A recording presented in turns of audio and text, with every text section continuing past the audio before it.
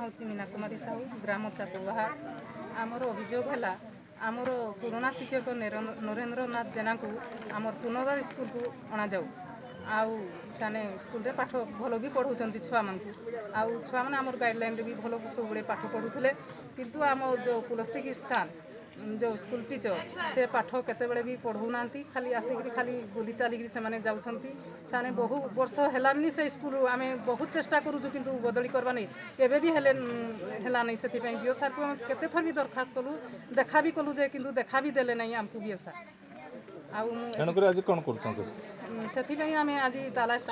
ताला पकाई स्कूल रे